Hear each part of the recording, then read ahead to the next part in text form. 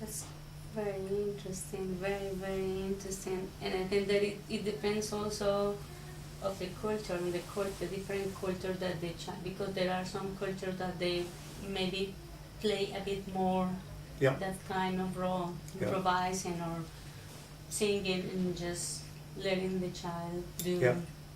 letting their do everything that they want. There are many examples of improvisation and creating music in the world's musics. Differences tend to arise as to how they think you should gain the language first before you're allowed to play with it. Yeah. But I think the nature of childhood is you want to explore, you want to play anyway. It's the way a child is designed. Mm-hmm. So we need to give them the equivalent of a box of sounds to play with, to explore. Yeah, that's very good. So, what in this sense,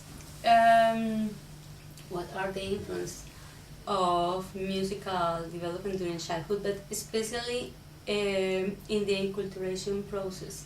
Especially, what is the influence of the enculturation process during the childhood?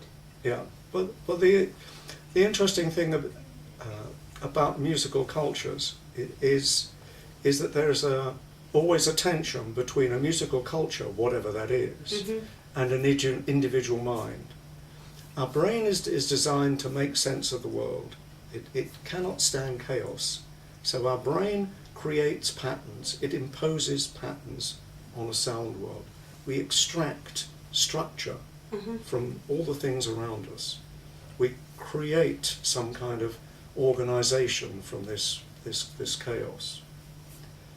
And so when we try to transmit musical culture to a child, that each individual child receives it in their own way. Mm. They will not receive it as an exact copy. They will take particular features out of it. Yeah. You and I are having a conversation at the moment, and as other people are listening to it, each person listens to it in their own individual way. They notice their own things. Yeah. And it's the same with music. So the wonderful thing you have about this tension between a culture and an individual Mm-hmm. is there is this sense of a kind of creative tension there. That you get a cultural transmission of a culture trying to give the next generation its music. Mm-hmm. Sometimes formally in a lesson, sometimes informally through radio or TV or CDs or on the internet. But that is received in a creative way. The child extracts different things from that. So you get cultural transformation, yeah, as well as transmission. So that the tradition is always being slightly changed. We have to keep reinventing the tradition. There is no static tradition in a cultural art. Each generation, each group, each individual has to reinvent it. Change. That's very interesting. And it always changes slightly. In So- how, in that way, how the curriculum could nurture these cultural changes. The curriculum should provide opportunities for children to encounter these wonderful works of art within the culture, but it should also, in order for us to understand what's going on inside the child's musical mind, we need to get the child to act on it in some way. They need to behave musically. Yeah. And then we can see what they're doing. And we can decide with the child, we can negotiate, well, do I accept that child's version or do we try to encourage them to produce an authentic version? Uh-huh. But even authentic will be somewhat different Yeah. because we are all individual. And you think that it's, well, I'm thinking in the Colombian curriculum, because we don't have just one curriculum, we have almost one curriculum for each person or for each institution. Sure. So we are trying to develop main curriculum. Yeah. But do you think that it could be useful, or it would be better just to have curriculums for some areas, for some cultural, because our musical traditions are very big. Yeah, yeah. Well, I think this is always the way. In each culture, there are many different musics, many different types of music, particularly in modern cultures which have access to new media, where music is available from many different parts of the world. So the answer is that what one needs is a curriculum framework. So within your framework, you decide what are the key experiences that children should have in music, irrespective of what's going on in an individual school or an individual classroom. That doesn't matter.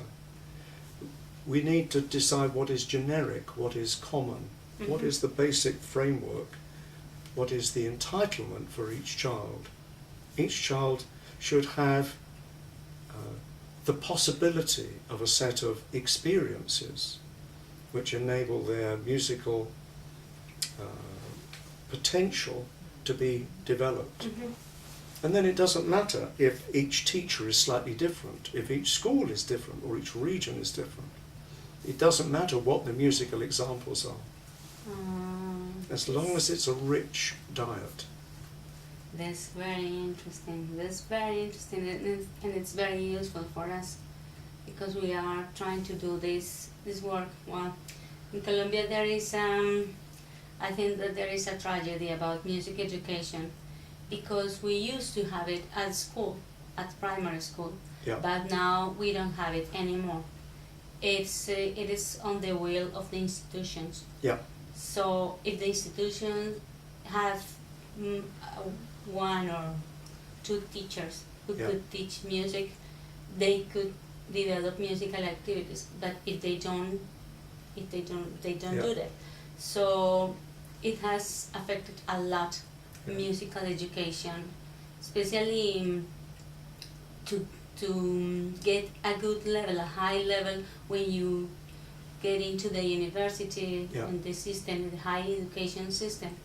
It's quite difficult because the universities have to start from zero. Which is well, what's required are political decisions at two levels. So the government, any government, needs to decide and make a statement that music is important. And there's lots of evidence that music is important. Music is important in its own right as music, but there are also, as I said earlier, there are other benefits that come from engaging with music. And then at a local level, you need a local political decision by the people that run each school. In this country, the head teachers, where they decide that music is important. There is lots of music happening. And there is some evidence that these schools are more successful. They're not necessarily academically successful, but socially successful. One of the benefits of making music in a group, according to our research evidence here, is that children tend to be more socially included. They tend to feel part of a community. And if they're part of a community, then they're ready to engage with other aspects of the community, such as learning science or mathematics or the Colombian language or whatever it is. Because the music is part of the kind of the life thread that goes through the curriculum. That's very interesting.